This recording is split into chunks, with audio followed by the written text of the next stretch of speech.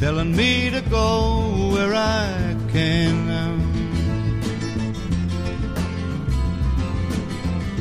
Such a long way, I don't even know where I am.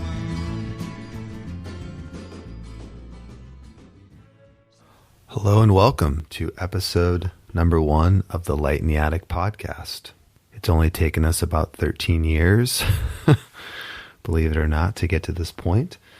My name's Matt Sullivan, and I am the founder of Light in the Attic Records. We are a Los Angeles and Seattle-based record label primarily focused on reissues, finding long-lost recordings and putting them back in print on CDs.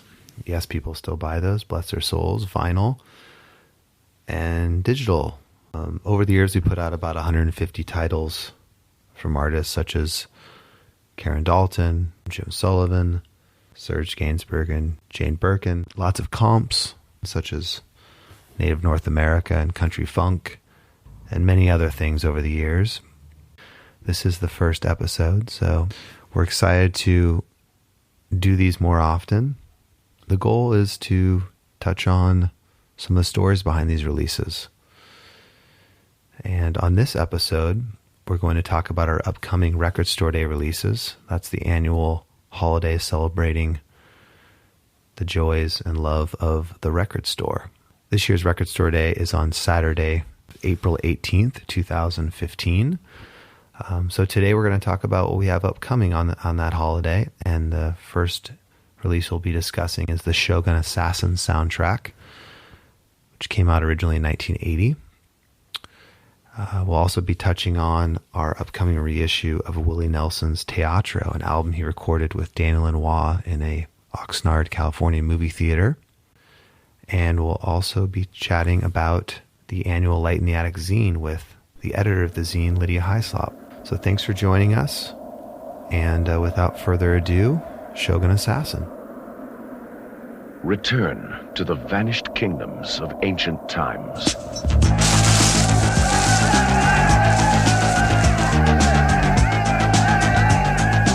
Journey through a lost empire of mad wizards and barbaric passions. Behold the saga of a legendary warrior, a loving father who has the power of a dozen armies in one sweep of his mystic blade. This is a story of honor, disgrace, vengeance,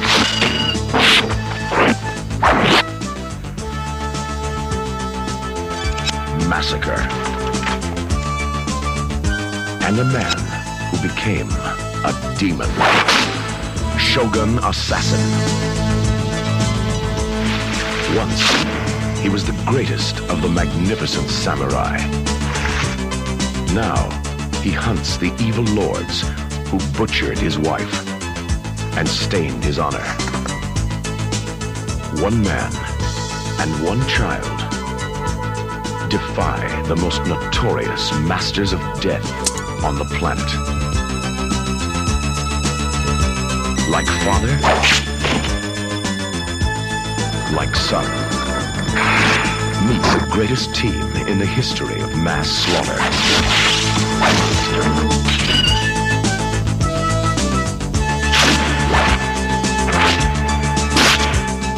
Nothing on earth can match their infernal fury. Nothing on the screen can match this awesome spectacle of sword and sorcery.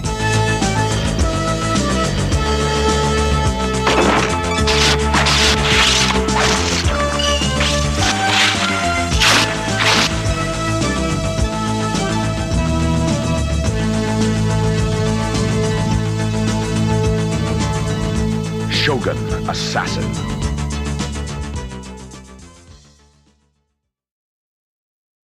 That was the audio from the original film trailer for Shogun Assassin, the soundtrack for which we're releasing on this Record Store Day.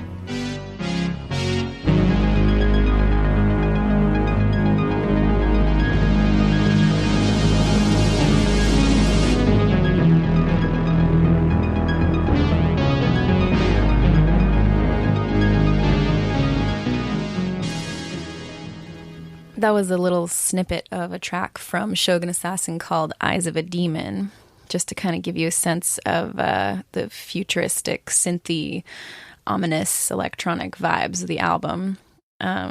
It's one of our official Record Store Day releases this year, and it's pressed on blood red wax. It comes with a really cool full-size original movie poster. My name is Jackie, and I'm putting together this here podcast. And it's my first time, so no laughing, okay?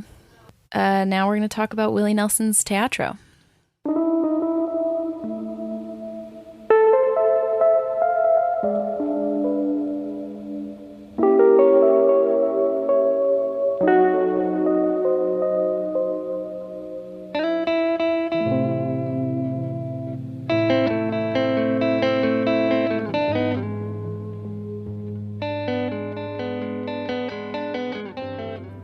What can you say about Willie Nelson that hasn't already been said? The dude has 300 albums. He's one of the all-time greats. But in all that, I must say Teatro, his album from the 1990s, might be one of my personal favorites. The records with Waylon are hard to beat, but something about Teatro just is incredibly special. It was recorded in an abandoned movie theater in Oxnard, California, with producer Daniel Lanois. Around the same time, Daniel recorded Bob Dylan's Time Out of Mind and Emmylou Harris's Wrecking Ball in the same movie theater.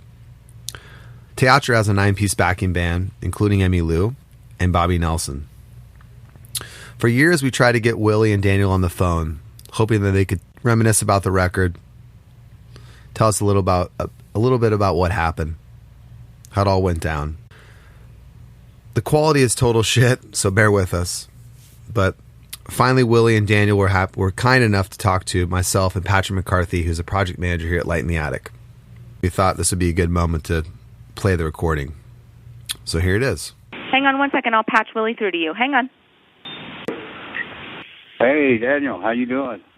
Oh, Willie, I'm good. Nice to hear your voice. Are you on the road? Yeah, we're somewhere out here. I think we're in Oklahoma. Right. Yeah. Well, it's good. Looks like we're going to put a little bit of life back into Teatro. That's great, isn't it? Well, yeah. Heck yeah. I guess to start, how'd the record come about? Thinking about it, Daniel, what do you remember about how it all came about? Well, it was, I'm sure Mr. Rothbaum was at the helm, but all business aside, when we decided to make the record, I wanted to make sure that Willie felt comfortable in the studio and that it did not feel like a usual recording session. I met Willie in where were we now? In Las Vegas, yeah. And we rode on his bus to California, where I have, at the time I had a Teatro recording studios and an old cinema in Oxnard. So we rode from Vegas, and Emmylou Harris joined us on the bus. And we went over some of the material on the bus. And then I kept in touch with my crew back in California to make sure that the studio had a nice dance hall feeling, because I talked with Willie on the bus. I said, what was it like when you were getting started, man? And he said, well, we were kind of a dance band. And people, just we're providing music for people on the weekend to dance to and have a nice time. And I thought, wouldn't it be nice to provide this tone for Willie, have a kind of a dance hall feeling in the place. And so we set up 3 little stages, one for Willie, one for Emmy, one for me, and then 2 drummers, and it was a very beautiful, almost like a Cuban nightclub setting. And I think that really helped to set the tone of this album. What do you think, Willie?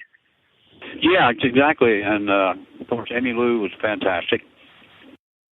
And we did a video, too. I'm trying to remember, what song was the video? Do you remember?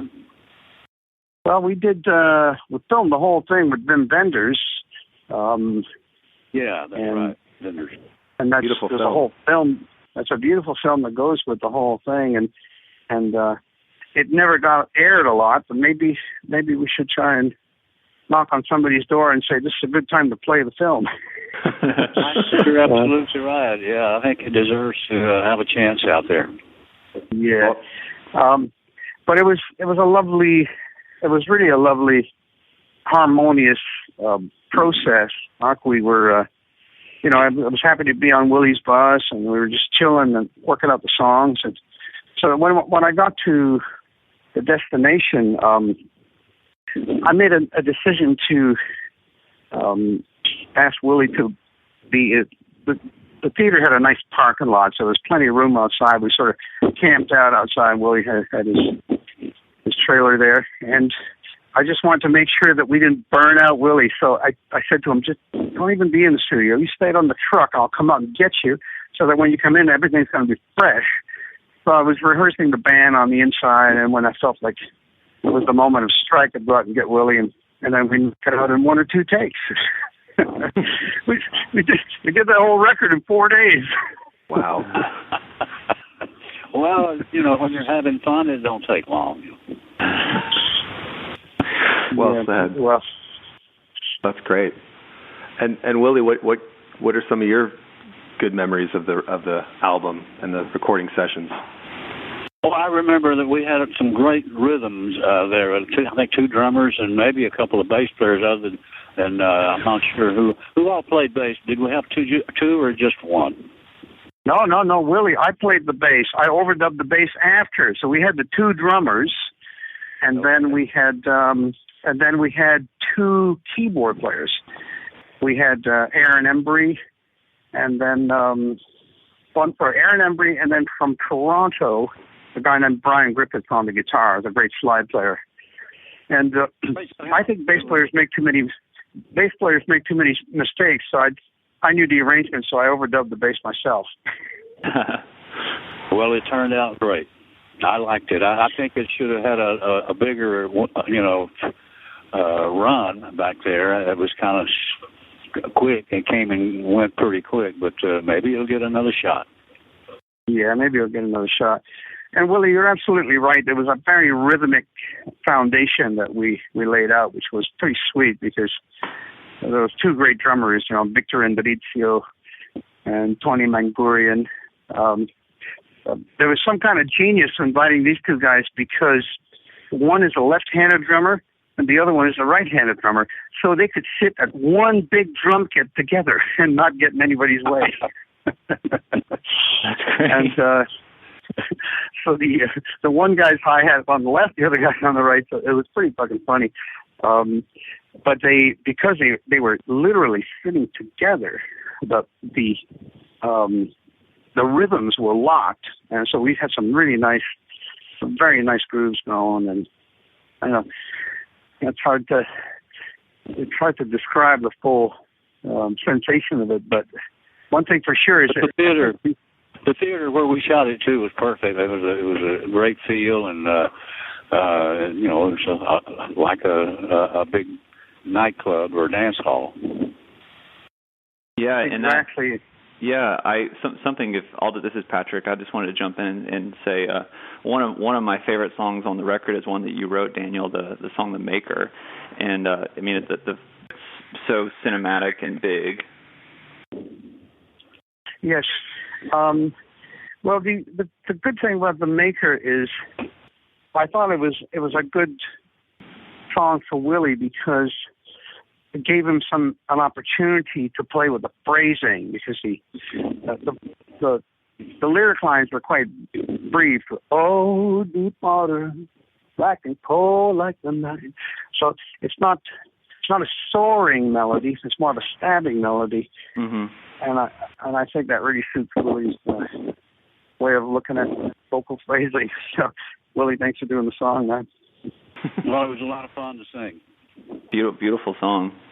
What do you guys think? It's been 16 years now. What do you think of the record? I mean, do you feel it stands up, or do you feel it's unique in all the things you guys have worked on? I'm just glad to see some folks paying attention to it again and thinking about putting it out there again. It certainly deserves another shot, I think.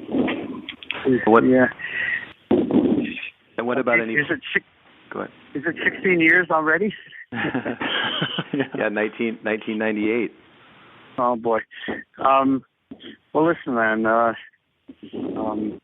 We have no shortage of passion and power, and devotion to the music. So if an opportunity comes up for us to go another round sometime, Willie can count on me. How about that?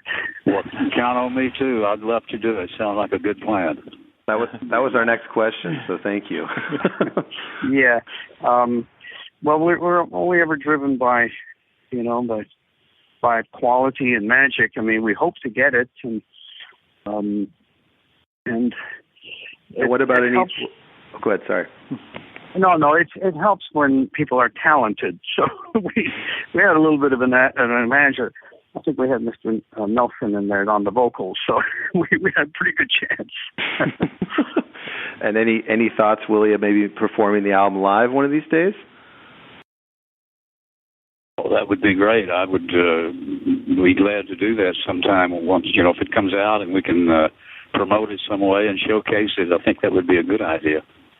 Yeah, magical. Maybe back at the theater or something in Oxnard. Oh, maybe back at the theater. I think it's for rent again. I eventually moved out of there, but I heard that it's been a church since we had it, Willie. So I think it's. Okay. But I saw for rent sign on it. So. Well, there's a sound you guys got there that's just magical. You guys have brought a lot of happiness to us over the years. Thank you. Yeah. Thank you. All right. Well, thank you very much. It's good to hear from you, my friend. Okay.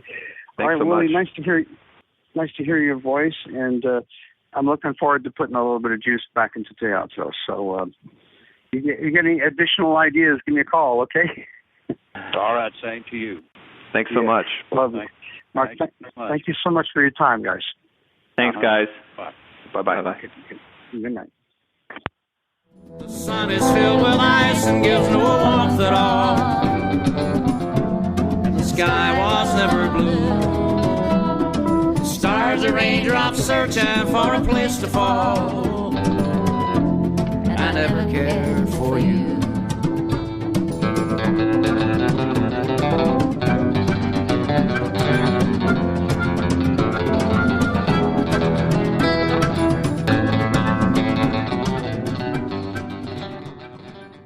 It's time for a public service announcement from a local organization called NAR Tapes. I know you're listening to the Light in the Attic podcast, but we've got some exciting news! Coming this record store day on Light in the Attic Records, Shogun Assassin original motion picture soundtrack on vinyl for the very first time. Rest on Blood Red Wax, Teatro by Willie Nelson on gold wax for the very first time. And just like every record store day, it's the return of the Light in the Attic zine, issue 7. Grit these two exciting new releases and zine this record store day from Light in the Attic Records. Legend has it that each year on Record Store Day, the Light in the Attic zine magically appears as if by alchemy in fine retailers across the globe. These small, ancient newsprint catalogs of days gone by unveil highlights from the past year's releases, teasers of things to come, and other pertinent musical musings. Pick one up for free at your local wax purveyor on Record Store Day. Our very own Matt Sullivan was lucky enough to sit down with the editor of the Light in the Attic zine, Lydia Hyslop. All right. So, Lydia, you are the editor of the zine. I sure am. The annual Light in the Attic zine, that is. It happens annually. And what can you tell us about the zine? Well, I really love doing the zine. It makes me really excited to be the editor of a publication. I think that zines are becoming a lost art form. Reading is becoming a lost art form. And I'm a real big literary nerd, so it brings me a lot of joy to be able to curate something that is really cool. And I don't know if anybody reads it, but they should, and if they don't, they suck. Well, for folks who don't know, the zine's been around. This is episode 7. Seventh annual zine. Issue 7, I should say. Issue 7. And, it's kind of changed up a little this year. There's, like, a crossword puzzle. There's horoscopes. We've kind of, like, widened our scope here a little. There's a Q&A with there's a new feature called Behind the Bulb. I want to say bubble. Could you tell us about Behind the Bulb? Yes. The new feature, Behind the Bulb, was kind of a group collaboration. I feel like we were meeting in the LA office and kicking around some ideas to spice up the zine. And I believe our own Patrick McCarthy may have coined the term Behind the Bulb, as he is a wordsmith in his own right. But I think it was kind of just like a group effort making some more editorial, interesting things in the zine, not just excerpts from liner notes and facts, which are great, and we try and highlight the best of the best in the zine. But, just making it a little more personable and having... showing a different side of Light in the Attic that we had never shown before. So we decided to profile co-owner of Light in the Attic, Mr. Josh Wright, who is a mystery to all of us. We love him. He's our friend and one of our leaders, but he's still a mystery. So, I had some burning questions that I wanted to throw out there to him, and I feel that we dug as deep as we could, and he still remains a mystery, which I must, I've got to say, I really appreciate the fact that even though I tried to ask him all the questions that I wanted to know, he's maintained that illusion of, he's a mystery man. And what are some other highlights in the zine? Well, you mentioned the new highlights, which are the crossword Actually, puzzle. let me just interrupt. Let's talk about the cover of the zine. That's the highlight of the zine. I'm going to give a slow clap or a fast clap because they deserve it. Sugluck! I love Sugluck. And who is Sugluck? Sugluck is one of the artists featured on Native North America Volume 1, which is this astounding compilation of tragically underheard and underrepresented peoples in the indigenous Aboriginal area of North America, i.e. Canada and Alaska. And Sugluck, I was verklempt. I couldn't even speak. Their music, it was all recorded in this, it was a CBC recording of a live show. Do you know when, or it was like this, I think it was like 70s. 71 or 2, maybe 3? They reference 71 in one of their songs, so I'm assuming it was after that. Tell us about the photo. The photo? Okay. The cover of the zine features Sugluck, which is a really awesome, tough, amazing, intimidating, breathtaking photo of 5 denim-clad men with ferocious hair. And for me, honestly, though, the photo was the icing on the cake, okay? What is real is when you listen to those recordings and you hear these guys and they're singing and it's so raw and it's not perfect, but it's so passionate and heartfelt and rockin'. I mean, it's like, okay, like garage rock, all right, we all love garage rock, right? Like, it's super cool to like garage rock, but it's also cool, like, just in general. It's cool before it was cool. It's really fucking good. Are we allowed to say that on the podcast? Yeah, this is free Is form. this radio-free Radio-free stuff? podcast thing. Radio-free Los Angeles closet. We're in a closet. Side note. The picture speaks for itself. You're going to have to pick up a copy of the zine to really witness the full glory, but it is representative of the music, and I'm not just saying that. I really, truly have fallen in love with this band, and well, there's a reason they're on the cover. They're on the cover, yeah, because they're fucking awesome. It's true. They're 5 badasses. To this day, they can still bring the house down, quote unquote. I think that kind of wraps it up. Yeah. I don't know how you could top that. They're incredible. Sugluck for life. Sug life. I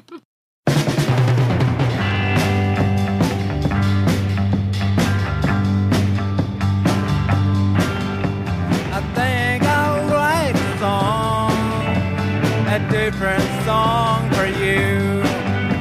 Reminds of love we had and never found any. When we were alone today, you took your hand away to get the truth behind. I wanted to settle down, but fall away. I fall away and never found my girl, and now I fall away.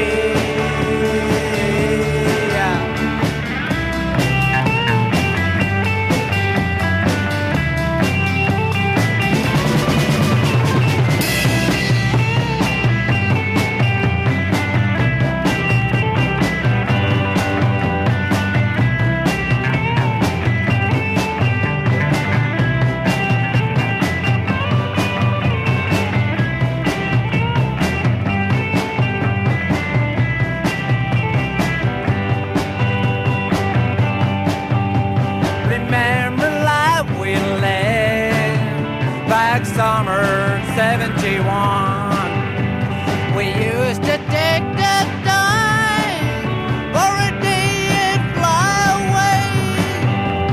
The ground is gold again, returning from beyond.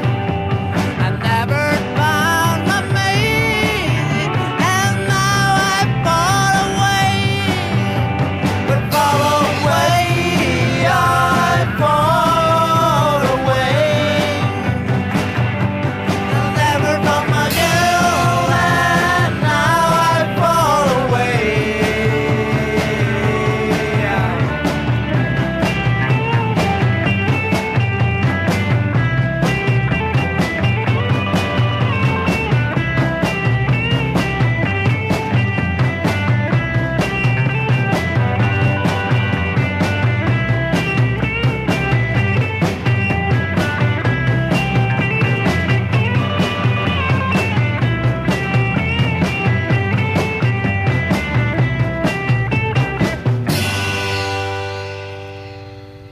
And that's the show. Thanks again for listening. My name's Matt Sullivan, and come back next time for more stories behind Light in the Attic.